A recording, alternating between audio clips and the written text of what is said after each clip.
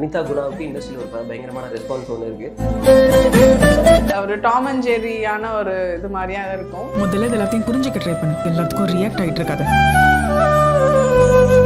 Summer holidays வந்தாச்சு, நம்ம GT ஹாலிடேஸும் வந்தாச்சு. GT holidays, South India's #1 travel brand. ஒரு டைம்ல வந்து அனிதா என்ன காதலிச்சாடா 6 மாசம் அலைய விட்டாடான்னு ஒரு பாட்டு ஒன்று ட்ரெண்டுக்கு தெரியுமா? அப்படியே அனிதா என்ன காதலிச்சாடா அதையே என்ன பார்த்து ஹார்ட் பீட்லயே பார்த்துருப்பீங்களேங்க. ஹெட் கேப் போட்டு டபுள் கேப் போட்டாலும் பத்தாது. அப்போ என்ன ஆகும்னா ஷூ கவர் இருக்கும், அது கொஞ்சம் பெருசா இருக்கும். அதை எடுத்து போட்டாதான் எனக்கு பத்தும். ஹார்ட் பீட்ல நான் ரொம்ப கொஞ்சம் அர்பனிஷாக தான் இருப்பேன். பட் ஆனால் நான் ட்ரெடிஷ்னலாக தான் வரும்போது இன்டர்வியூஸ்க்குலாம் சாரீ கட்டிட்டு போகிறது இந்த மாதிரிலாம் இருப்பேன். பசங்க சரண்டர் ஆயிருந்தாங்க. ஆமாம், கேப் கிடைச்சிச்சு, நீங்க போடலாம். என்னோட ஷார்ட் முடியுது, அந்த மற்றவங்களுக்கு க்ளோஸ் போயிட்டு இருக்கு அப்படின்ற பட்சத்தில் காஃபி குடிப்பேன். ஒரு தடவை பிளாக் காஃபி, ஒரு தடவை மில்க் காஃபி, திரும்ப பிளாக் காஃபி. இப்படி யாரும் குடிக்க மாட்டாங்க. அனிதா குணாவுக்கு இண்டஸ்ட்ரியில் ஒரு பயங்கரமான ரெஸ்பான்ஸ் ஒன்று இருக்கு. அதை பத்தி அப்படியே சொல்லிட்டீங்கன்னா ஃபேன்ஸ் சந்தோஷப்பட்டுக்குவாங்க. அனிதா குணா ஆமா, பாருங்க, அனிதா குணா ரொமான்ஸ் சீக்வென்ஸ்லாம் அது பசங்க ரீல்ஸ் எல்லாம் கட் பண்ணி போட்டுட்டு இருக்காங்க. இருக்கிறதால சொல்றேன், இப்போதான் ஒரு சின்ன ரொமான்ஸ் சீக்வென்ஸ் விட்டாங்க. அது இல்ல, நல்லா இன்னும் நிறைய சீக்வென்ஸ் இருக்கும். அவங்க அனிதா குணாக்கான போர்ஷன்ஸ் நிறைய இருக்கு. கொஞ்சம் ஒரு டாம் அண்ட் ஜெர்ரியான ஒரு இது மாதிரியா இருக்கும். ஒரு டைம்ல வந்து அனிதா என்ன காதலிச்சாடா 6 மாசம் அலைய விட்டாடான்னு ஒரு பாட்டு ஒன்று ட்ரெண்டுக்கு தெரியுமா? அப்படியா? அப்படின்னு ஒரு பாட்டு ஒன்று ட்ரெண்ட் ஆச்சு. ஒரு லவ் பிரேக்கப் சாங். அனிதா பேர் கேட்கும்போது எனக்கு அங்கதான் வந்து ஹிட் ஆகும். It's okay. ஸோ உங்களோட டிராவல் பத்தி சொல்லுங்க. நான் ஆக்சுவலி கொரோனா முடிஞ்சுதான் வந்தேன். கொரோனா அந்த டைம்ல தான் வந்தேன். லைக் ஆப்வியஸா நான் வந்து ஒரு சென்ட்ரல் கவர்மெண்ட் ஜாப்ல இருந்து குவிட் பண்ணிட்டு வரும்போது அது சென்ட்ரல் கவர்மெண்ட் ஜாபாக அவங்க டாக்டர். ஆமா, அதனால ஹார்ட் பீட்ல டாக்டர். ஓகே, அந்த ஜோக் வேண்டாம், தவிர்த்திடலாம். ஸோ அதை முடிச்சுட்டு வரும்போது நிறைய காம்ப்ளிகேஷன்ஸ் இருந்துச்சு. லைக் ஆப்வியஸா ஒரு மந்த்லி ஒரு கைண்ட் ஆஃப் சேலரி இருக்கும், ப்ளஸ் கமிட்மெண்ட்ஸ் நிறைய இருக்கும். அது எல்லாத்தையுமே விட்டுட்டு நம்ம ஒரு விஷயத்த வரும்போது, ப்ளஸ் நான் அப்போதான் ஒரு புதுசா ஒரு ஏர்ன் பண்ணக்கூடிய ஒரு பொண்ணு. அப்போதான் படிச்சுட்டு இருக்கப்பவே புதுசா ஏர்ன் பண்ணக்கூடிய ஒரு பொண்ணு. அப்போ டப்புன்னு கையை விட்டு போகுது அப்படின்னு டப்புன்னு மேல இருந்து ட்ரிபால் கீழே இறங்கு, இங்க இருந்து நீ பண்ணு அப்படின்னு சொன்ன மாதிரி.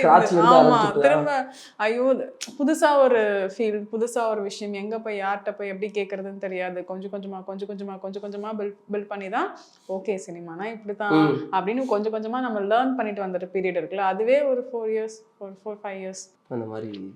அந்த அளவுக்கு கொஞ்சம் இப்போ ஓரளவுக்கு இப்போ லேர்ன் பீரியட்ல தான் இருக்கும். பட் ஸ்டில் ஓரளவுக்கு வெளியில வரா மாதிரி இருக்குல்ல. அந்த இதுக்கு வர்றதுக்கே நிறைய ஸ்ட்ரகிள் இருந்துச்சு. கண்டிப்பா லேர்னிங் ஃபியூச்சர்ல ஒரு பெரிய இடம் கொடுக்கும். எனக்கு ஒரு சின்ன டவுட் வந்துச்சு. இப்போ டாக்டரா இருந்தீங்களா, ஆபரேஷன் பண்ணும்போது இவ்வளவு முடி இருக்குல்ல, முடியெல்லாம் கொட்டுல, அதுக்கு என்ன பண்ணுவீங்க? புது இவ்வளவு வச்சிருக்கீங்க. ஹார்ட் பீட்லயே பாத்துருப்பீங்களேங்க. ஐ மீன் நீங்க பாத்துருந்தீங்கன்னா ஆமா, ஃபுல்லா ஹெட் கேப் போட்டு பக்காவா கொஞ்சம் பெரிய சைஸ் ஆகணும்னு நினைக்கிறீங்களா? ஆமா, நான் ஆக்சுவலி சொல்லுங்க வாய் வரைக்கும் வந்துருச்சு. எது சொல்ல வேணாம்னா இப்படி சொல்லுங்க. இல்ல, ஹெட் கேப் வந்து எனக்கு காலேஜ் படிக்கிறதுலேருந்து ரொம்ப, இப்போ இதை விட அதிகமா முடி இருக்கும். இவ்வளவு தூரம் முடி இருக்கும் நிறைய. இப்போ சினிமாவுக்கு வந்தா கொஞ்சம் கொட்டிடுச்சுன்னு வச்சுக்கோங்களேன். அப்போ வந்து பத்தவே பத்தாது. எங்க சார் டபுள் கேப் போட்டாலும் பத்தாது. அப்போ என்ன ஆகும்னா ஷூ கவர் இருக்கும், அது கொஞ்சம் பெருசா இருக்கும். ஆமா, அதை எடுத்து போட்டாதான் எனக்கு பத்தும். அந்த மாதிரிதான் கொஞ்சம் நிறைய ஸ்ட்ரகிள் பண்ணி கொஞ்சம் பெரிய 2-3 கிளிப்பா போட்டு வாரத்துக்கு ஒரு கிளிப் வாங்குறாங்க. என்ன ஷாம்பு யூஸ் பண்றீங்கன்னு கொஞ்சம் சொல்லுங்க. அவ்வளவு என்னமோ ட்ரை பண்றா, மண்டையை கொண்டு போய் எங்கெங்கேயோ கொடுக்குறான், பட் வரமாட்டேங்கி. நானும் தான், எனக்கும் தான். சார் சொல்லுங்க சார். ஃபர்ஸ்ட் படம் நிறைய நைட் சீக்வன்ஸ் இருக்கிற மாதிரி தெரியுது சார். அப்போ நைட் சீக்வன்ஸ் அப்படின்னா இந்த ட்விஸ்ட் டர்னு இதெல்லாம் வந்து எக்கச்சக்கமாக இருக்கும். ஒரு காப் ஸ்டோரி ஒன்று எடுக்கிறீங்க ஃபர்ஸ்ட் படம்.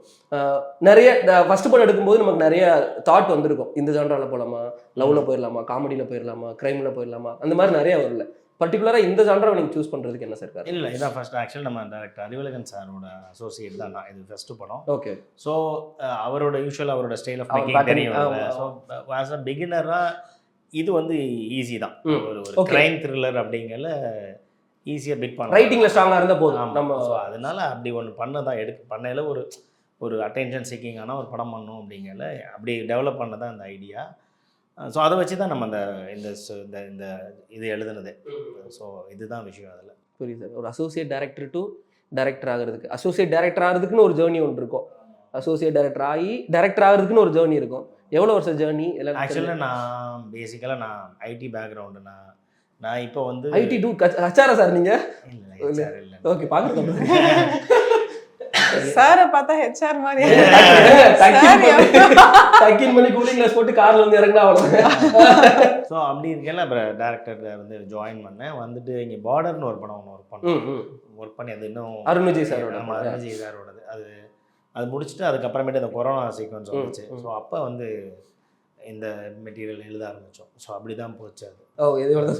இந்த ஸ்ட்ரகிள் அதெல்லாம் ஸ்ட்ரகிள் எல்லா வேலையும் அப்படி தானே, அந்த ப்ராசஸ் அப்படிதான். அது ஸ்ட்ரகிள் இல்லை, அதான் கோ த்ரூ பண்ணணும். அது ஒன்றும் பண்ணணும். ஸோ இந்த ட்ராவல் பீரியடில் நம்மளையும் பார்த்துக்கணும், குடும்பத்தையும் பார்த்துக்கணும், சுற்றி இருக்கிறவங்களையும் பார்த்துக்கணும், எல்லாத்தையும் பார்த்ததுக்கப்புறம் சக்ஸஸ் அப்படிங்கிறது வரும். நீங்கள் சொல்லுங்கள் படிங்க. ஸோ ஒரு ஆக்ட்ரஸாக நம்மளை வந்து க்ரூம் பண்ணிக்கிட்டே டெவலப் பண்ணிக்கிட்டே இருக்கணும். அது ஒரு ப்ராப்ளம் இருக்குது. இன்னொன்று என்னென்னா, இப்போது ஃபார் எக்ஸாம்பிள் ஒரு ஸ்கிரிப்டாக நம்ம ஒரு போர்ஷனுக்காக நம்ம இந்த மாதிரி நம்மளோட இதை சேஞ்ச் பண்ணிக்கிறோம். லைக் ஃபார் எக்ஸாம்பிள் ஒரு கேரக்டருக்காக நான் குண்டாகணும், இல்லை நான் ரொம்ப ஒல்லி ஆகணும், இப்படி இருக்குன்னா அப்போ நம்ம அப்கமிங்காக இருக்கிறப்போ நம்ம ஒரிஜினலாக எப்படி இருப்போன்றது வெளியில் தெரியாது. இப்போ ஃபார் எக்ஸாம்பிள் இந்த படம் ஹிட் ஆகிடுச்சு, இந்த படத்தில் நான் எப்படி இருக்கேன் அப்படின்றது தான் அவங்க அதை மைண்டில் செட் பண்ணிப்பாங்க. ஸோ இப்போ ஆப்வியஸாக வெளியிலேருந்து வேற ஒரு டைரக்டரோ இல்லை வேறு யாராவது பார்க்குறாங்கனாலோ நம்மளை கூப்பிட்டு வச்சு நம்ம எப்படி இருக்காங்க, இப்போ எப்படி இருக்காங்க, அவங்க ஜென்ரலாக எப்படி இருக்காங்கன்னு பார்த்தா மட்டும்தான் உண்டு. அப்படி இல்லைன்னா அவங்க என்ன நினச்சிப்பாங்கன்னா, இவங்க இப்படி தான் இருக்காங்க, நம்ம அதுக்கு செட் ஆக மாட்டாங்க அப்படின்ற ஒரு தாட் ப்ராசஸ் அது அவங்களுக்குள்ள இருந்துகிட்டே இருக்கும். ஸோ நமக்கு அது ஒரு பயமாகவும் இருக்கும். அதை தாண்டி வந்து எனக்கு வந்து இந்த தர்ஷன் சொன்ன மாதிரி டேரக்டர் சாட்டிஸ்ஃபேக்ஷன் தான் ரொம்ப இம்பார்ட்டன்ட். அதனால தான் இப்போ நான் இதை ரொம்ப கான்ஷியஸாக இருப்பேன். இப்போ நான் படத்தில் வந்து ரொம்ப ஹோம்லியாக பண்ணியிருக்கேன்னா, கொடுக்குற இன்டர்வியூஸில் இல்லை நான் வெளியில் தெரியக்கூடிய இதில் வந்து ரொம்ப வெஸ்டர்னைஸ்டாக காமிச்சிப்பேன். ஸோ வேர்சடைலாக நம்ம இருக்கணும் அப்படின்னு நான் பார்ப்பேன். லைக் அப்படி இருந்தால் பட்சத்தில் நம்ம அந்த படத்தை பார்க்குறவங்க அட்லீஸ்ட் அந்த இன்டர்வியூ டப்புன்னு போட்டால் வரோம்ல, சரண்டர்னு போட்டால் அதில் இன்டர்வியூ வரும். சரண்டரில் நான் ஹோம்லியாக இருக்கேன்னா அது ஓகே, இதில் வந்து இதா இருக்காங்க அப்படின்னு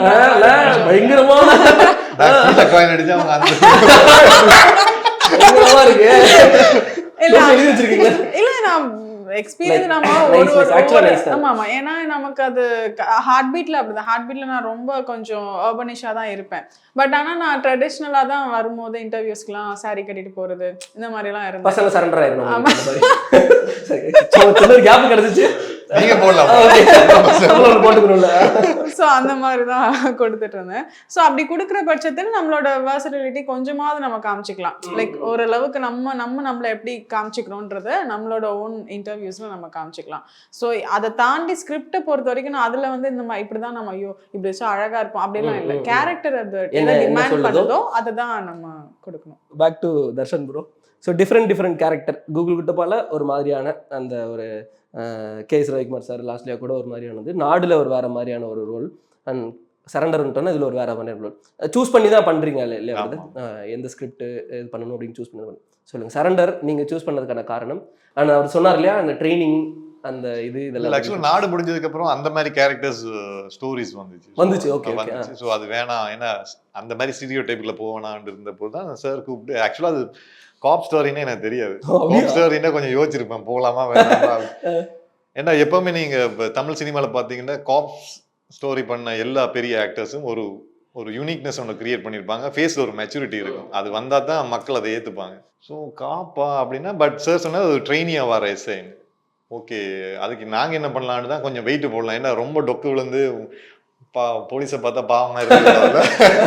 அதனால வெயிட்டு போட்டு கொஞ்சம் வெயிட்டை சதையெல்லாம் போடுற மாதிரி கொஞ்சம் வெயிட் ஏற்றினோம். அதுக்கப்புறம் அந்த ட்ரைனிங் இருந்துச்சு. ஆக்சுவலாக எனக்கு ஸ்டோரியாக சொன்னோடனே பிடிச்சிருச்சு. ஏன்னா அந்த கேரக்டர் ஒரு அண்டர்டாகாக இருக்கிற ஒரு கேரக்டர் எப்படி எலிவேட் ஆகி வர்றதுங்கிறது தான் அந்த ஸ்டோரியோட ஒரு லைனாக போயிட்டு இருக்கு. நமக்கு நல்லா இருக்குமே, பண்ணலாம் போல. ஃபைட்ஸ் ஃபர்ஸ்ட் டைமா எனக்கு எப்பவுமே இப்போ ஃபைட்ஸ் மூவி பண்ணணும்னு ஆசை, பட் அது ஸ்டோரியோட போனா ஈஸியா இதா இருக்கும். இப்போ காப்ஸ் அந்த வழியா அட்லீஸ்ட் ஆடியன்ஸ் நம்புவாங்க, அடிக்கலாம் போலீஸ்பா அடிக்கலாம் அடிக்கலாம் அப்படின்னு நம்புவாங்க. ஸோ எல்லாம் அந்த விஷயம் அதுல அமைஞ்சதால ஓகே இது பெர்ஃபெக்டா இருக்கும் நமக்கு அப்படின்னு. அது ஃபர்ஸ்ட் சார் யோசிச்சிருக்கணும் இவன் பெர்ஃபெக்டா இருப்பான்னு. எனக்கு பெர்ஃபெக்டா தான் இருந்துச்சு. டைரக்டர் யோசிச்சு முடிவு பண்ணிட்டாருனாலே போதுமே. இல்ல அதான் சொல்றேன், ஒன்ஸ் ஒரு ஆளை பார்த்தா பிசிக்கலா ஒரு போலீஸ் கொண்டான எல்லா ஃபீச்சர்ஸும் இருக்கு. ஆமா.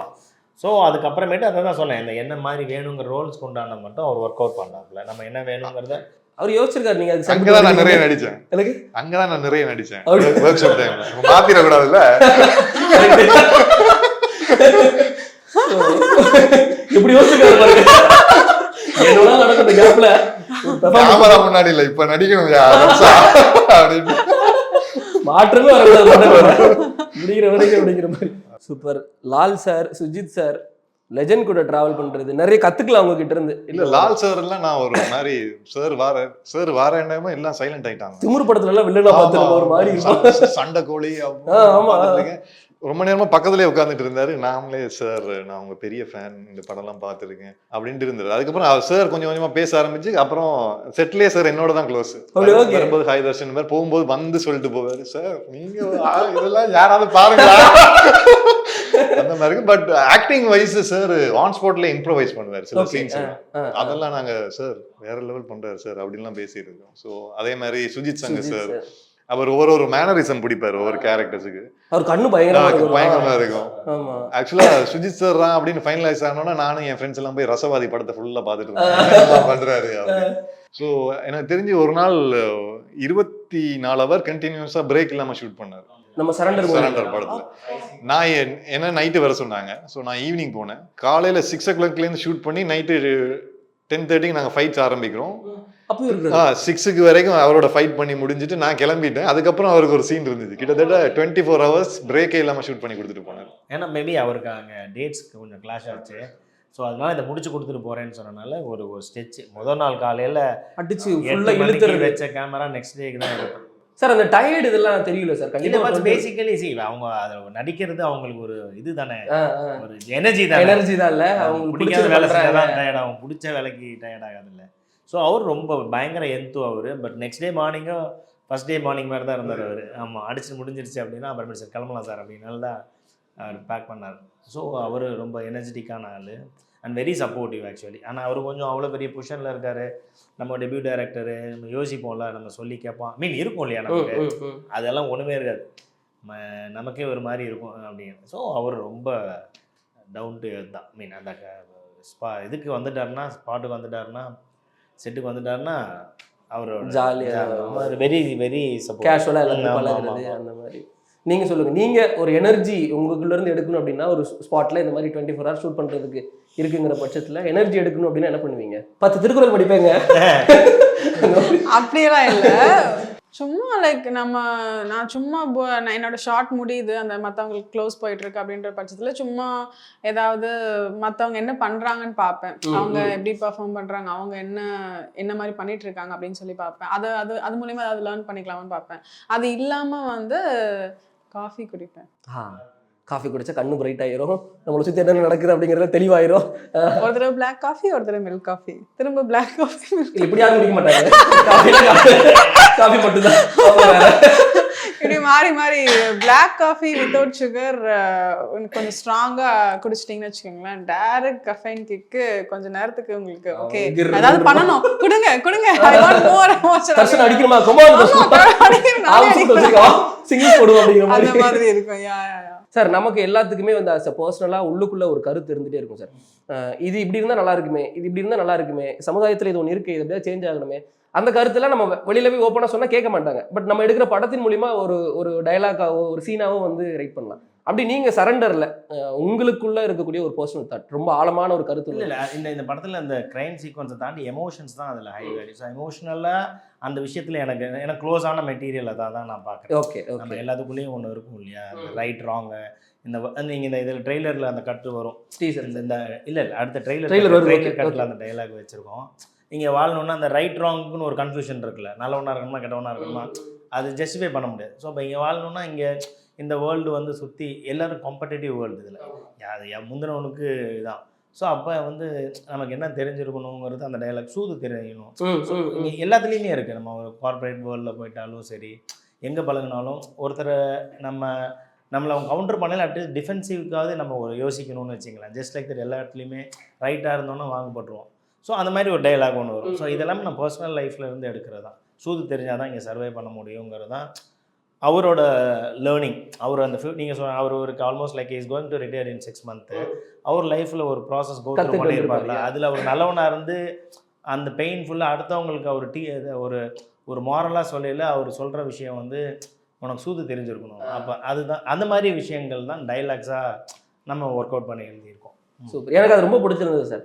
நல்லவனா மட்டுமே இருந்துட முடியாது, தேவைப்படுற இடத்துல கொஞ்சம் வேணும். அது கொஞ்சம் இருந்தால் தான் இன்னைக்கு உள்ள பொழைக்க முடியும். இந்த சர்வைவல். ஆமாம், 3 டைம் இதை கொடுத்து காப்பாற்றுறதுக்கு. அதனால அந்த மாதிரி அந்த இம்பியூரிட்டியாக அது ஓட வருது, எது வேணால் வச்சுக்கலாம். அது மாதிரி ஒரு சூது தெரிஞ்சிருக்கணுங்கிறது அவரோட ஸ்டேட்மெண்ட்டாக வரும். கடைசி அவங்களுக்கு மட்டும் ஒரே ஒன்று தான். இந்த ஏபிசிடி 26 லெட்டர் இருக்குல்ல, அது எல்லாமே வந்து ஊருக்கு போகிறாங்க அவங்க எல்லாமே.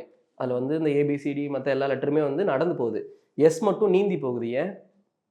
ஸ்விம் பண்ணி போகுது எஸ் மட்டும். ஸ்விம் பண்ணி போதா?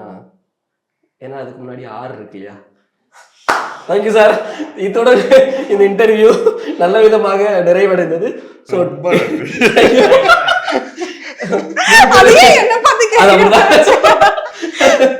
ஸோ 3 பேருக்குமே ரொம்ப ரொம்ப நன்றி, வாழ்த்துக்கள். கண்டிப்பா உங்க கரியர்ல சரண்டர் ஒரு மிகப்பெரிய அளவுல ஒரு வெற்றி படமா அமையும் அப்படிங்கிறது எந்த ஒரு ஒட்டுமையில எங்க சார்பா ஒரு பெரிய பெரிய வாழ்த்துக்கள்.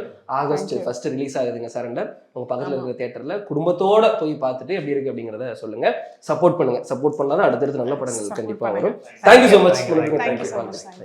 சம்மர் ஹாலிடேஸ் வந்தாச்சு, நம்ம ஜிடி ஹாலிடேஸும் வந்தாச்சு.